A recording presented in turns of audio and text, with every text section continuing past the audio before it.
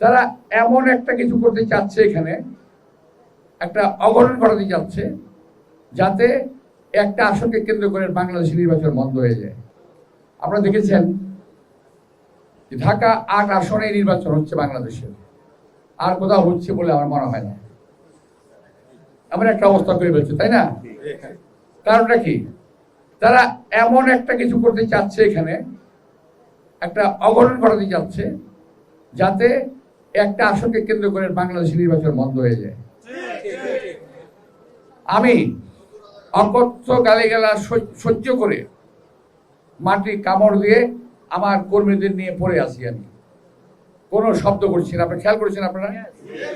সে medical hospital থেকে শুরু করে অদ্যাবধি আল্লাহ তাআলা আমাকে যে ধৈর্য দিয়েছেন, আমি পরম করুণা আল্লাহ তাআলার কাছে অনেক কৃতজ্ঞ যে আমাকে উনি এই বয়সে সহ্য করার শক্তি আমাকে দিয়েছেন।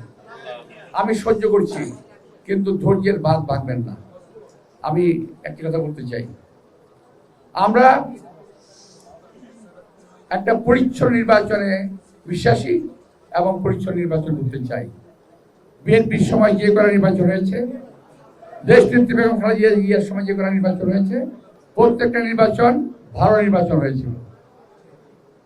আমরা আশা করছি এই সরকার, এই নির্বাচন কমিশন বাংলাদেশের জনগণকে একটি ভালো নির্বাচন উপহার দেবে, আমরা আশা করছি।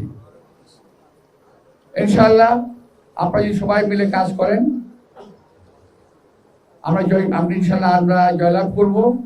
এবং আপনাদের অনেক সমস্যার কথা বলেছেন, আপনারা অনেক সমস্যার কথা বলেছেন।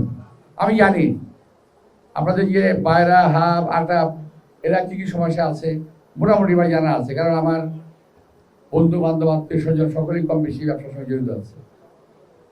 আমি জানি কিছুটা।